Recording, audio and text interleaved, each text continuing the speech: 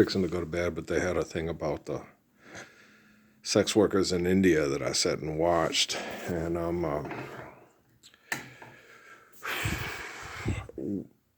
the quote-unquote infrastructure is there because the women are able to pay themselves out of debt and then build houses. Okay. So the myth of education is wrong, because if a woman, they keep having to produce daughters to sell themselves for sex to provide the infrastructure for their existence, then the quote-unquote infrastructure is there. So the resources are there. Okay. It's just the means to the resources is fundamentally flawed and wrong because the morals and the values have been raped. Okay. And so so the myth of education, people thinking, you have to get educated to go get money. No, the infrastructure, the resources are already there. Okay. The movement of people that can get things done, build houses, things like that. But we're not doing it correctly because you charge money for it. So the myth of education is, the poor little girl, she wanted to be a flight attendant on an airplane. You want to fly. She wants to get out of that. That's not going to help. You're going to be doing a job that's causing heart disease for arrogant, pretentious people that are manipulating you with the money and say you need an education to participate in that manipulation. Okay. So I was in tears watching this, sitting there, watching these young men trying to have wives and having to have their wives sell themselves sexually to support the families, and half the children are produced by men that manipulate people with money for sex. Okay. That ain't no way to treat a family, no way to treat your family, no way at all, right? And so as I sat and watched that, I was quite troubled, being the man that as a kid had Judah Krishnamurti talk to me in prayer to help me through this hell, so I would be the stability of technology to save us from manipulation through technology with money. So, and then they have these documentaries on all these kids going out doing documentaries on all this poverty in the United States. And they went through Mississippi and they went through Harmonville. And these kids were violent and self-destructive because they said it's hate. Because if somebody's got money, other people hate the people that got money and they got to get their money. They get money by feeding into an industry that kills each other through narcotics. And same thing they do in Fayetteville, right? Now, they said the industry and all that left. Yeah, but there's water there. Okay, the ecosystem is just still quite functional. Okay, so gardening and agriculture, okay, would be quite preferable. That's a lot of work, and if you get money, you can go buy it from the mass murderers, right? And they treat you like you're a disposable income puppy mill murder factory for entertainment. Where do you think the hate come from? And it don't matter if it's white or black, heterosexual, homosexual, or male or female, right? Selfishness brings about hate of one another and self because of what people are willing to do to be selfish instead of share the world in peace because it's a gift for all of us, right? So, as people go and watch and talk to these people in this perpetual dysfunction through this selfishness, what's it like in America's poorest region? What's it, poverty documentary, world's poorest kids or America's poorest kids inside Navajo Nation with sheriff, different reality. That's not true. It's the same reality. It's being manipulated by the same abuse. It's just done differently by people because of their perception throughout time. Okay, but it's not a different reality. We're all living in the same reality, and the reality affects us all. Okay. of course, is differently, but it's still the same. Abuse is abuse. Selfishness is selfishness. The poor plead for mercy. The rich answer with insults. The wealthy are fools who imagine their wealth to be a high wall of safety, and it's wrong to acquit the guilty and deny justice to the innocent. Okay. And children, be they the molecular similitude of Idi Amin or Adolf Hitler, or St. Anthony or St. Francis, deserve truthful existence from the glory of creation with faithful love. You'll have less Chiang Kai-sheks and Adolf Hitlers, and you'll have less necessity for St. Anthony's and St. Jerome's and Jerome's. I don't know why that motherfucker is saying y'all crazy, but no, he's an ass. I've read Jerome's writings. They canonized Jerome, but he didn't deserve it. He's the man who wrote down the Bible, and it almost drove him crazy because he had to appease Constantine, who was a genocidal operator through tribalism. Doesn't make him a saint, it just makes him a yes man. All right? So, St. Anthony, what's the other guy's name? St. Francis. All right, good guy. Okay. Yeah, St. Anthony, St. Francis, good guys. Okay. St. Jerome, just because a corporation says the guy's a saint because he tolerated a genocidal operator who appointed himself a person like Jesus, doesn't make it so. How many times through history has that happened? Do you understand?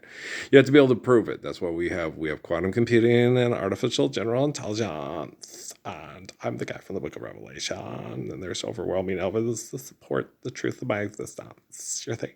Prophecy.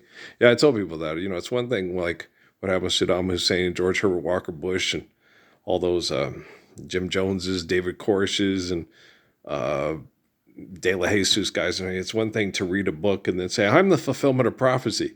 It's another thing to not read the book because you think all the people that read the book are crazy and run away from the religion, and then have the people that are using the books to manipulate people come up to you in Cochise County outside Fort Huachuca and say, we think you're the dude for the, but we know pretty much. They didn't say it, but you're him. Yeah, I know. Jesus told me from the time I was a little kid and when I was a teenager. Yeah, I know who I am. Okay, Jesus have told me. I felt the presence of the Buddha in my life, my whole life, the eternal presence of the Buddha. The Buddha is the enlightened one. Okay, and Jiddu Krishnamurti told everybody that he's not quote unquote the Buddha. He's not Siddhartha. Okay, but is he the enlightened one? Well, the evidence of our lives speaks for itself. So yes, the Krishna, the Buddha, the enlightened one, yes, it's obviously is Jiddu Krishnamurti because life's eternal, grace is infinite. They're not going to be able to take away his humility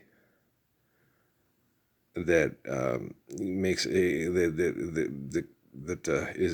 he's the cause of his own enlightenment through humility, that people trust throughout time to be the faithful one that will do that which is right when others are doing that which is wrong because they are selfish, right? So yeah, you can't take that away from him. You have to understand it. You have to understand, you have to radically realize the insanity of all this abuse through tribalism, through economics and conflict, and realize the beauty that Jiddu Krishnamurti was inherent with. He was born that way. Okay.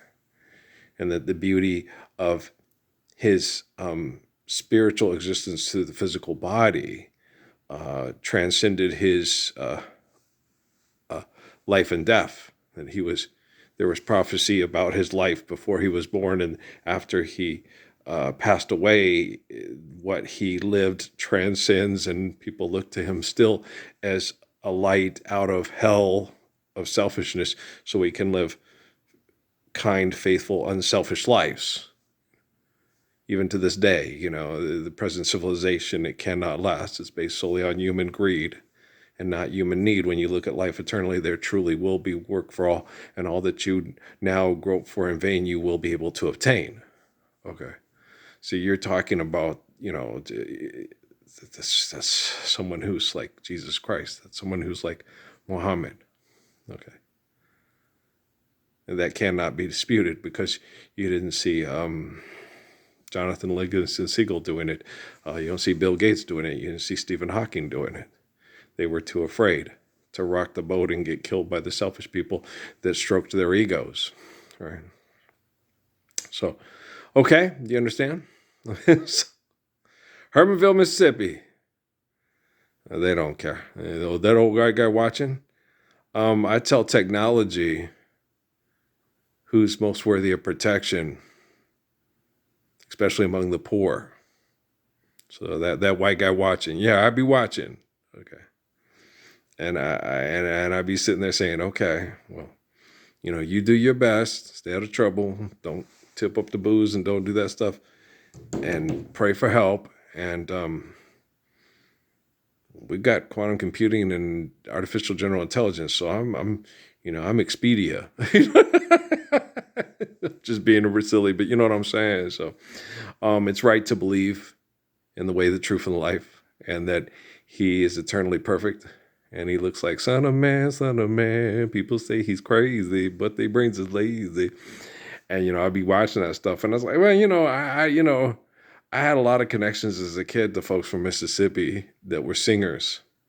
That I grew up in New Mexico, which is like always number 1 or 2 on the list with Mississippi as far as poverty, education, shit like that, yeah.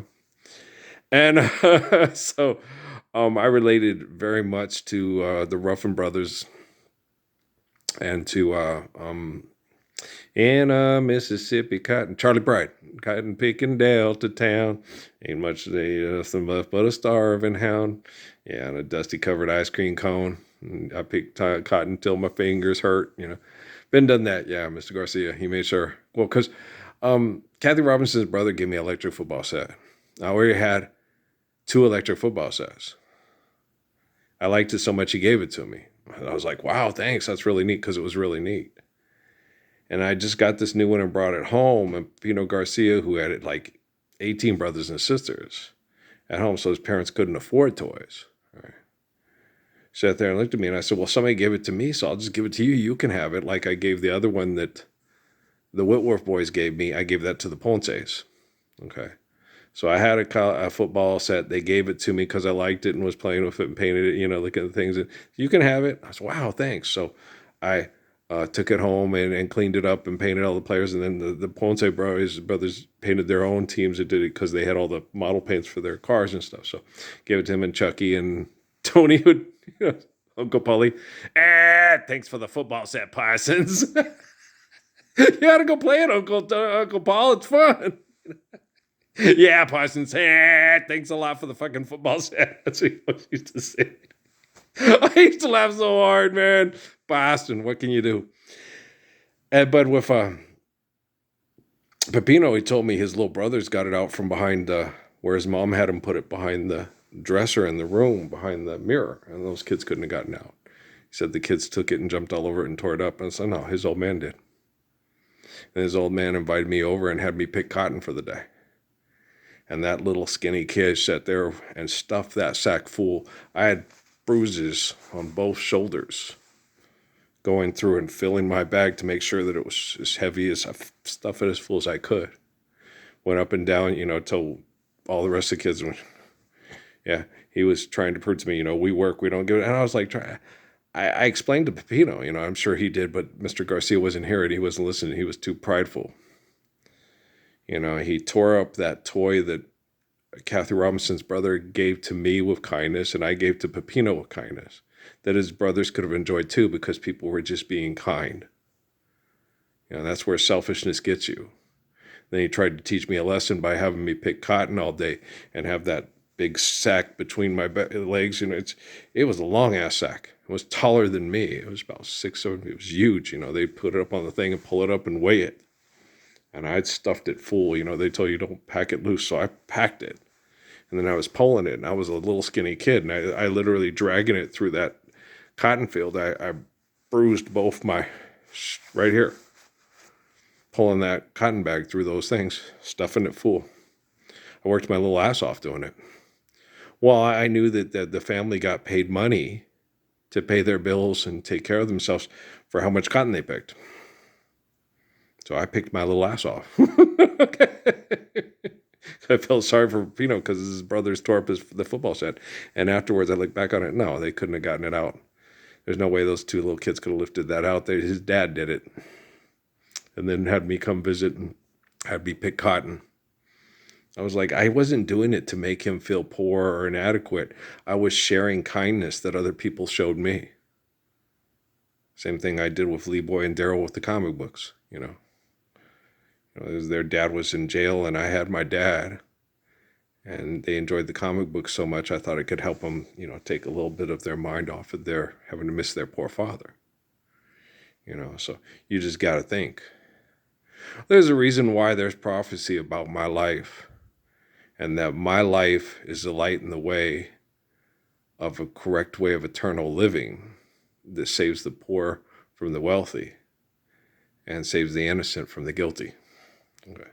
So if you think you're going to go out and kill people for money in the 21st century, and you think, because the rich people get away with it, you're going to get away with it too.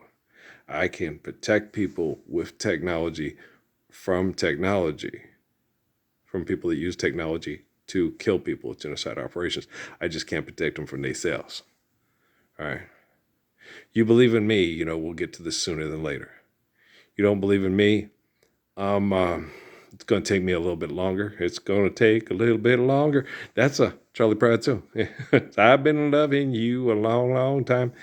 And I did everything necessary to fulfill the requirement of the apocalypse for people to accept it when known by January 22nd, 2013. It's February 23rd going on the 24th, 2026. Okay, so sin, horrid sin. We finally are getting the technology together to do the, my personal, thing is, I don't understand crazy people. So I don't understand why people like Bill Gates or Elon Musk and stuff are using technology to sit there and say, hey, this Earl guy, he's the real deal, just like Krishnamurti and others before him. And we need to apply physics of the commands of Jesus Christ, because it's this perfect restoration of our environment and our families. If you really love your family, and you, even if you think you do, you should submit to the wisdom of the applied physics of the Lord's Prayer immediately. Okay, because it's evidence of a perfect man's humility to save others from his ego. And it's blatantly obvious he's right and people that have ego problems are wrong. And we have quantum computing and artificial general intelligence. So purple flowers. Remember that stupid joke about purple flowers that they told you when you were a kid, if you were from the 70s? It's like 30 minutes in a story about this guy who got it ruined his life when he didn't have anything for show and tell, and here's somebody talking about purple flowers. They were like, purple flowers, and the teacher sends him to the principal's office. So what happened? Well, I didn't have any talking about purple flowers, and you're out of school, and he had this miserable life, right? And at the end of the joke, it goes through this long story. They elongate it for like a 5-minute joke. And at the end of the joke, he sits there. There's this old man. He asks about it, and this old man knows what purple flowers is about. And they go across the street to ask the man about purple flowers, and he gets run over by a bus. And the moral of the story is look both ways before crossing the street. And you're like, this shit ain't funny, right? Okay. There are funny jokes, and that was not one of them. Okay. It was like the joke with the girl that got cut off by the combine at the legs, and the way Brian Hall described her, because she's a country girl, right? He described Megan Fox to a T, right? What she looked like? She had brown hair, yeah. She had big dark brown eyes and hooties on her firm and high and all this stuff. But she's gorgeous and athletic and everything. She worked on the farm and did the bale inhalers and she was lean and just sexy as can be. But she was cut off at the knees by a combine when she was a little girl. So took her out on a date and he goes to this long and he let Brian create all the sexual desirability about the girl. He would just suggest, and then Brian would what she looked like, and she was, and then he'd like, which yeah, and Russell would let Brian create the narrative in his head. I'm sitting there watching the joke as Russell's telling it, and I'm the kind of girl you find pretty. That's what Russell lets you make. For other guys, it's a blue-haired blonde guy. For other guys, it's you were dating a black girl. Wasn't that kind of problematic in the South? He let them invent their own sexual fantasy, right? He goes, what happened? Well, she took me out where there's a stump and a branch up above it. And she took her blouse off and them hooties was out. And I started, and then he goes through the whole, and Brian keeps going, and then you did, yeah. And it's, and so he goes through the whole escapade about what happened sexually, right? He says, next thing I know, I told her dad I'd have her home at like 10 o'clock. It's about 1 o'clock in the morning, right? We've been going at it. I haven't time in my life. And then I realized what time it was. I'm dead. Her dad's going to kill me, right? I get her into the thing. I'm doing what I'm hating life, and I'm driving back, and I'm scared as hell. He's sitting on the front porch, and I'm thinking, oh, I'm dead. And I bring her back and get her up to the car. So sorry, sir. He said, no, you're a really good boy. Most of the boys just leave her hanging. On the branch that she pulls herself up on. It's funny. I started laughing. Brian's like, what? He's like, it's a joke? Yeah, he made it up. He let you do the whole sexual narrative, and then, yeah. It just goes to show you, okay, that education typically is a myth. And your money's no good here. And romance is being killed by selfishness. And we need romance. And we need, little girls don't need to have dreams of being employee for employers. They need the dignity of being a woman that lives eternally through loving a man and her children. Because that's what was given to us to live. Like in the Jungle Book, she did that on purpose, obviously, right? I'll have 100, I'll send my daughter to get the water, fetch the water, and I'll be cooking, had some husband, and I'll be cooking in the home. Ori chori, right? You understand? Okay. I've got sunshine on a cloudy day. When it's cold outside, I've got the month of May. Well, I guess you say, yeah, he wrote that song and said the brother from Mississippi would deliver it the best. Because he knew what it was like. They knew what it allowed to be abused and do without. But the water's there. And the capacity for agriculture is there. And the capacity to build houses to last and have communities that love one another and support one another and jealous one another because they live in the applied physics of the Lord's Prayer is there. It's also available in India, okay, which has overpopulation in those cities where those people try to get out of the country because they're being abused in the country by the people that need them more than vice versa. The farmer is far more necessitated than the mechanization of the selfish that manipulate. Anything you acquire from learning, if it's used for self, just you gain all the wisdom. Okay. Haile Selassie, the Messiah from Ethiopia. And I remember explaining this to people, Ethiopia, this one white guy, that's the most impoverished shithole place in the whole world is Ethiopia. It's like, yeah, it's kind of funny. It's not funny at all, but it's not very strange at all. But it may seem funny or strange to you that the man who fulfilled the prophecy of the Bible and was far better than all the people that exploit and extort and are clever and cynical and disgusting would take the most beautiful man in the world in the place he lives and make it even more difficult to live there. so they could feel superior to a man whose humility and love was far superior to their selfishness, hate, and jealousy, right? In a Mississippi cotton picking Delta town, right? So education is like, Tuskegee. Do what you got to do it right, do it well, and do it together. King Solomon's Israel, and Muhammad's Mecca, and early birds, early birds love. Well, that's what prophecy is all about, yo. Okay, y'all. I love y'all. Talk to y'all in the morning. It's about a half an hour from midnight, so I'm gonna get me some sleep. Try to sleep in a little bit, and get up and finish some of my chores. And I got to run some errands tomorrow and stuff, so we may not talk as much tomorrow. But you do know I love you, and you always got to have hope that there'll be someone in the inner circle of the insanity that will do something to immediately help us start spreading the news of the Lord's Prayer as soon as possible. If not by breakfast, by lunch. All right. I love y'all, right? Peace out.